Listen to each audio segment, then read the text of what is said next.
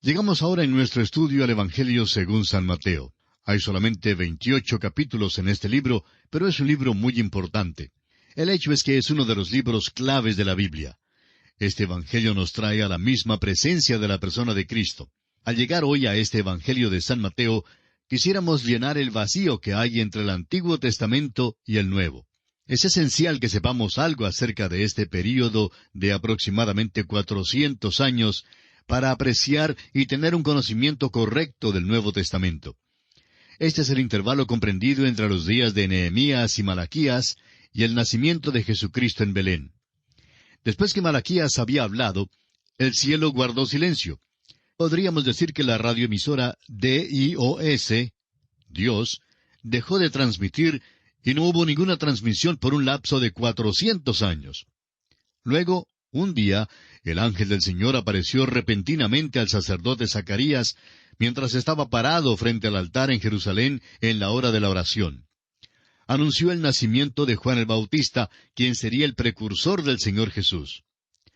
Más adelante veremos cuán importante es Juan el Bautista en este Evangelio de Mateo. Notamos que ocurrieron muchísimos eventos durante este intervalo de 400 años, aunque es un período que no es mencionado en las Escrituras.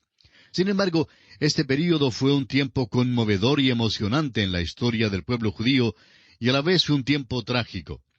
Las condiciones internas de Judá sufrieron una transformación radical, una nueva cultura, algunas instituciones diferentes y varias organizaciones no conocidas emergieron en este período, las que aparecen en el Nuevo Testamento, pero sin sus antecedentes históricos. La historia mundial había andado a grandes pasos durante el intervalo entre el Antiguo Testamento y el Nuevo. El Antiguo Testamento terminó con el imperio medo-persa como poder dominante. También Egipto era todavía un poder que tenía que tenerse en cuenta en la política mundial. Durante el intervalo entre los dos testamentos, ambos países desaparecieron gradualmente como naciones sobresalientes. El poderío mundial cambió su sede del oriente al occidente, de Asia a Europa y de Medo-Persia a Grecia. Cuando principia el Nuevo Testamento, un nuevo poder, Roma, se constituye en el soberano mundial. Una consideración de algunas fechas importantes nos dará una vista rápida de los eventos principales que señalan la transición. Ahora es importante que usted, amigo oyente, tome nota de esta fecha, año 480 antes de Cristo. Jerjes, el persa, salió victorioso en una sangrienta batalla contra los griegos en Termópilas, pero luego fue derrotado en la batalla de Salamina.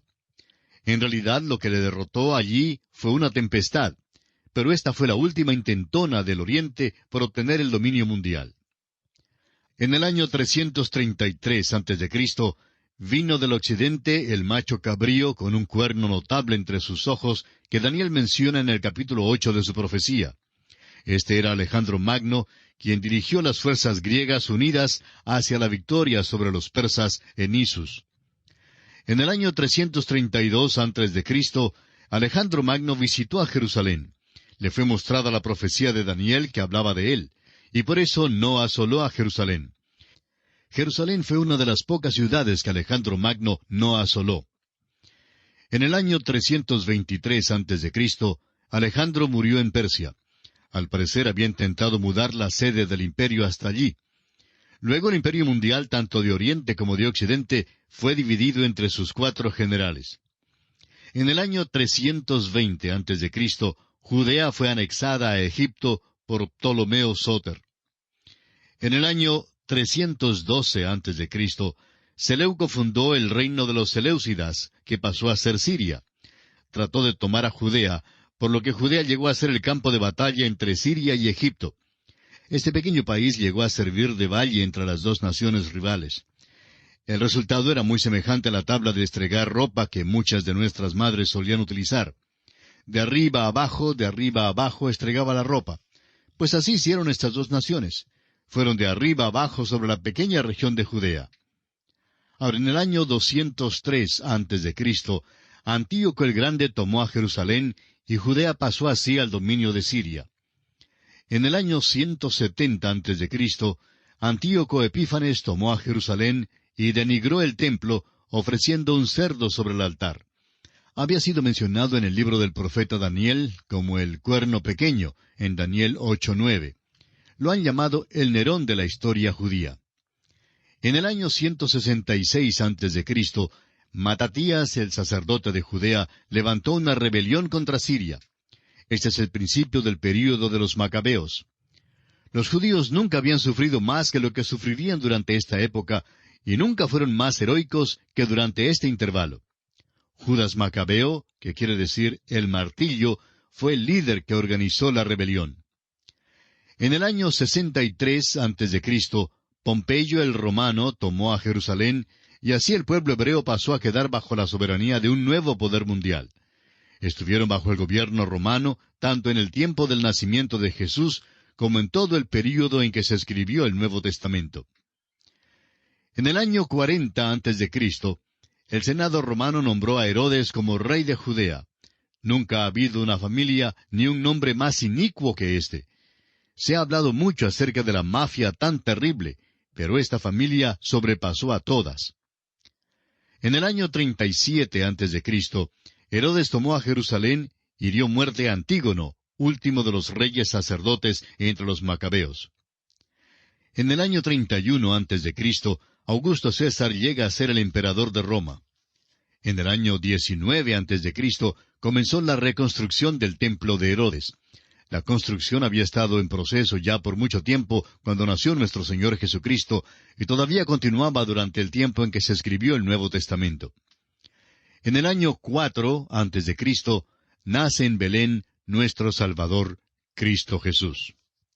La vida interna de la nación de Judea sufrió cambios radicales a causa de sus experiencias durante el período entre los dos testamentos. Después de la cautividad babilónica, se volvió de la idolatría a un esfuerzo frenético por lograr una santidad legal. La ley mosaica se constituyó en un ídolo. El hebreo clásico se dio al arameo como idioma de uso común, aunque se retenía el hebreo para la sinagoga. La sinagoga parece haber aparecido después de la cautividad.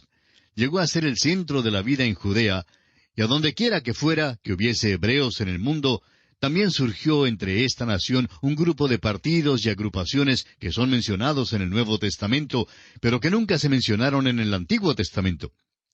Ahora estos partidos o agrupaciones podemos dividirlas en 4 grupos principales.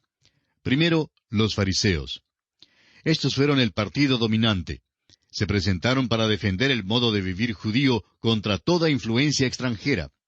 Eran legalistas estrictos que creían en el Antiguo Testamento. Eran nacionalistas en cuanto a la política y querían restaurar el reino al linaje de David. Por eso fue un partido religioso-político. Hoy en día los llamaríamos fundamentalistas hablando teológicamente y muy derechistas hablando políticamente. El segundo grupo eran los saduceos. Los saduceos se integraron a los ricos y a los que se inclinaban a la vida social, los que querían desprenderse de las tradiciones. A propósito, ¿no le recuerda eso la hora presente? ¿No es interesante que las familias ricas sean las liberales? Las migajas todavía caen de la mesa del rico. Están dispuestos a dar las migajas, pero no dan su riqueza, eso es seguro. Los saduceos eran liberales en su teología y rechazaban lo sobrenatural. Por eso eran enemigos de los fariseos. Los saduceos tenían mucho en común con los epicúreos griegos. Los epicúreos fueron opuestos a los estoicos.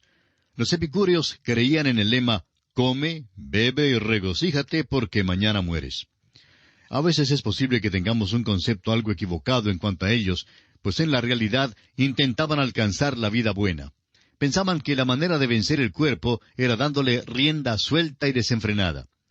Muchísimas personas creen que esa es la respuesta hoy en día. Pero amigo oyente, en aquel entonces sometieron a prueba tales teorías y no dio buenos resultados. Así que tampoco podemos hoy obtener buenos resultados en esas condiciones. Ahora, el tercer grupo era el de los escribas. Los escribas eran un grupo de expositores profesionales de la ley que existían desde los días de Esdras. Llegaron a ser los que se preocupaban solo de minuciosidades, dando mayor importancia a la letra de la ley que al espíritu de la ley. Cuando el viejo Herodes llamó a los escribas, indagándoles dónde había nacido Jesús, ellos conocían muy bien la letra de la ley, sabían que había sido en Belén. Uno hubiera pensado que habrían viajado en camello y habrían ido hasta Belén para ver a Jesús. Pero tal cosa no les interesaba. Su prioridad era solo la letra de la ley. Amigo oyente, es un peligro el simplemente desear tener la información y el conocimiento de la Biblia y luego no dejar que tal conocimiento llegue a ser parte integral de nuestras vidas. Sí, es verdad que se puede estudiar los bosquejos bíblicos y aprender todos los datos básicos y aún no encontrar la salvación. Bien se puede conocer todo lo que se refiere al anticristo, a la bestia, la predestinación, el libre albedrío, elección y muchos otros temas bíblicos. Es posible que se conozca teológicamente las verdades bíblicas sin que tales verdades realmente tomen posesión de su corazón. Los escribas estaban en tal categoría. A veces creemos que hoy en día las personas menos compasivas que conocemos figuran entre los presumidos fundamentalistas, quienes estarían dispuestos a destruir una persona solo para poder sostenerse en un pequeño punto que les parece ser correcto. Ahora, permítanos decirle, amigo oyente, que es sumamente importante que conozcamos bien la palabra de Dios. Es un logro loable y digno de ser estimulado. Pero simplemente conociendo los datos de la Biblia no es suficiente. El Espíritu de Dios debe ser nuestro maestro, como lo hemos dicho repetidas veces en este programa, y Él debe tomar posesión de nuestros corazones. También este conocimiento bíblico no es sólo para nuestro beneficio, sino que debemos compartirlo con otros. Hay que integrar este conocimiento a cada aspecto de nuestras vidas. Bien, el cuarto grupo era el de los herodianos. Los herodianos era un partido que existía en los días de Jesús, y sus integrantes eran estrictamente oportunistas políticos. Buscaban mantener al linaje y familia de Herodes en el trono. En otras palabras, su único anhelo era ser miembro del partido gobernante. Ahora, el período entre el Antiguo y el Nuevo Testamento fue un tiempo de gran actividad literaria, a pesar del hecho de que no hubo entonces ninguna revelación de Dios. El Antiguo Testamento fue traducido al griego en Alejandría y Egipto durante el período desde el año 285 a.C. hasta el 247 a.C. Fue traducido por una comisión integrada por 6 miembros de cada una de las 12 tribus. Por esto la traducción lleva el nombre de la versión de los 70. Esta versión fue utilizada por el apóstol Pablo y al parecer nuestro Señor Jesucristo también la citó. Los libros apócrifos del Antiguo Testamento fueron escritos en esta época. Estos son 14 libros que no llevan ninguna evidencia de inspiración divina.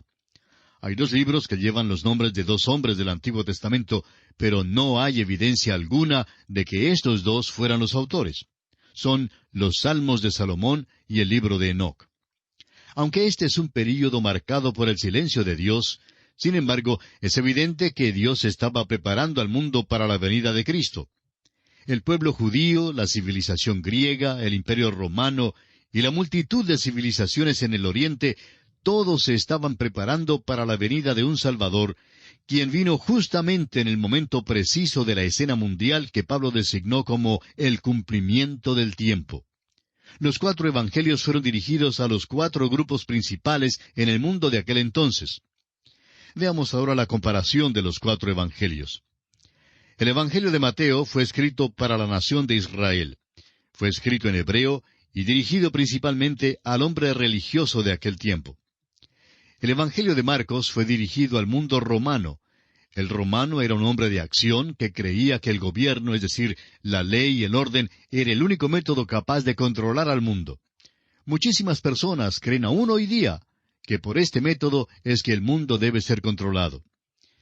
Es verdad que debe haber ley y orden, pero los romanos pronto se enteraron de que no les era posible gobernar al mundo con tan solo esto. Al mundo no solo le faltaba oír de alguien que creía también en la ley y el orden, sino de alguien que ofrecía el perdón del pecado y la gracia y la misericordia de Dios.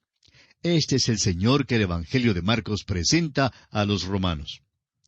El Evangelio de Lucas fue escrito al griego, al pensador, al intelectual de entonces. El Evangelio de Juan fue escrito directamente para los creyentes, pero también indirectamente para el Oriente, donde había millones que clamaban por la liberación en aquel día. Todavía hay un clamor hoy en día de un mundo que necesita la liberación. El hombre religioso necesita a Cristo y no la religión. El hombre de poder necesita de un Salvador que tiene el poder para salvarlo. Al pensador, al intelectual, le falta alguien que pueda suplir tanto sus necesidades mentales como las espirituales. Al Gran Oriente y sus multitudes hundidas en la miseria, les falta saber acerca de un Salvador que puede no solo salvar, sino también revivificar a un hombre y transformarlo, llevándolo a un lugar donde puede vivir para Dios. Consideremos ahora el Evangelio según San Mateo. El Evangelio de Mateo fue escrito por un publicano, un cobrador de impuestos, sobre quien el Señor Jesús había puesto su mano de una manera muy definida. Así lo vemos en Mateo, capítulo 9, versículo 9. Fue seguidor del Señor Jesús, un apóstol.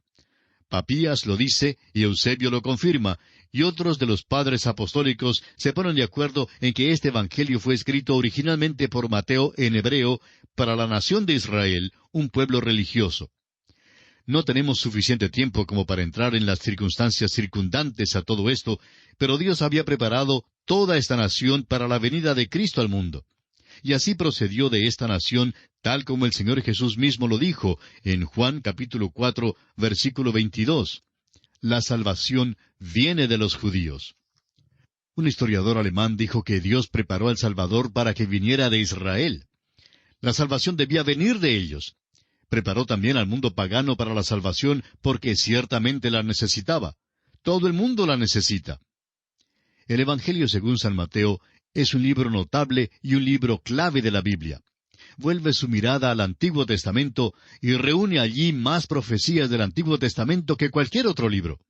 Y esto es de esperarse, puesto que fue escrito principalmente para los judíos.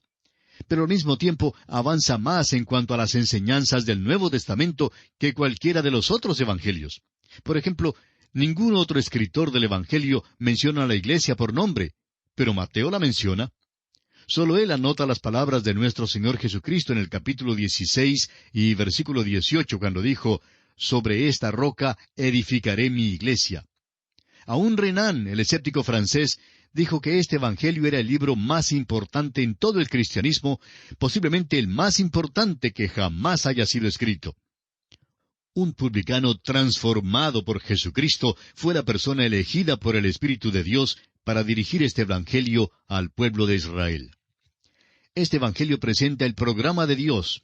La frase, «el reino de los cielos», es una expresión que es peculiar a este Evangelio. La encontramos allí unas 32 veces, mientras que la palabra reino ocurre 50 veces. Una comprensión correcta de la frase reino de los cielos es esencial para cualquier interpretación de este Evangelio y de la Biblia. Y quisiéramos declarar categórica y dogmáticamente que el reino y la iglesia no son palabras sinónimas, no son lo mismo. La iglesia está incluida en el reino de los cielos, pero no son iguales. Por ejemplo, Maracaibo está en Venezuela, pero Maracaibo no es toda Venezuela. Si usted no está de acuerdo, pregunte a los caraqueños. Venezuela no es América Latina, pero está en la América Latina. La Cámara de Comercio de algún país quizá pueda pensar que su país es toda la América Latina, pero no lo es. Es solamente una parte pequeña de ella.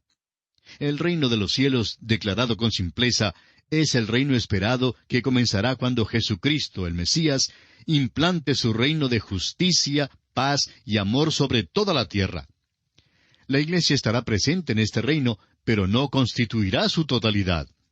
Ahora sabemos que los teólogos han obscurecido la atmósfera y ciertamente han hecho de esto una cosa muy complicada. Pero los pobres predicadores como nosotros tenemos que salir con una explicación simple y es esta. El reino de los cielos es el reinado de Jesucristo aquí en la tierra. Los judíos a los cuales este Evangelio fue dirigido entendieron esta expresión como el total de todas las profecías del Antiguo Testamento con respecto a la venida de un rey del cielo para establecer un reino aquí en esta tierra con las normas del cielo. Esta expresión, pues, no les era nada nueva. Veamos ahora que el reino de los cielos es el tema de este Evangelio. El que establecerá ese reino sobre la tierra es el Señor Jesucristo. El reino es lo más importante aquí, y el Evangelio de Mateo contiene 3 discursos principales que tienen que ver con este reino. En primer lugar, el Sermón del Monte, que se refiere a las leyes del reino. Creemos que es solamente una lista parcial de lo que se llevará a cabo en aquel día. En segundo lugar, las parábolas de misterio. Estas parábolas en Mateo capítulo 13 son acerca del reino. Nuestro Señor nos dice que el reino de los cielos es como un sembrador, como un grano de mostaza, etc. Y en tercer término, el discurso del Monte de los Olivos, que anticipa el establecimiento del reino aquí en la tierra. En nuestro estudio del Evangelio de Mateo, veremos que la expresión el reino de los cielos es una expresión de significado progresivo. Es muy importante que veamos esto. Hay un movimiento o acción en el Evangelio de Mateo, y si no lo vemos, pues no hemos comprendido el verdadero sentido de este Evangelio. Es como estar en la autopista y pasarse la salida sin verla. Si uno se la pasa, amigo oyente, está en apuros. Si no vemos el movimiento de este maravilloso Evangelio, no podremos comprender algo muy importante. Este Evangelio es muy semejante al libro de Génesis. Son dos libros claves de la Biblia, y realmente debemos estar lo suficientemente familiarizados con estos dos libros a fin de que nos sea posible reflexionar sobre todo su contenido. Daremos algunos títulos de los capítulos para poder así aprender a reflexionar sobre el contenido de este libro. Sugerimos, pues, que aprenda usted los capítulos de Mateo, pero que no pase por alto la acción que hay en estos capítulos. Vamos a darle ahora una manera de dividir el Evangelio de Mateo.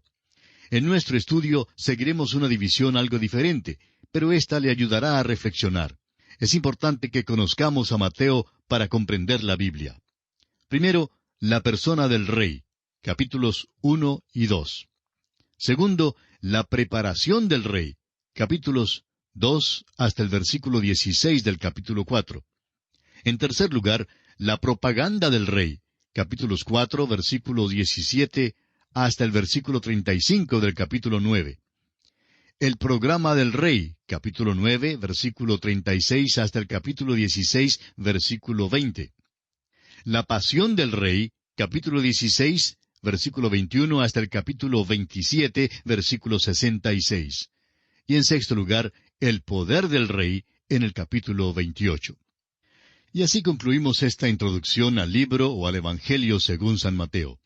En nuestro próximo programa entraremos de lleno en este Evangelio. Mientras tanto, le sugerimos leer todo el primer capítulo de este Evangelio para estar mejor preparado para este estudio que llevará mucha bendición a su alma.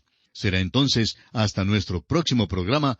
Es nuestra oración que el Señor le bendiga abundantemente.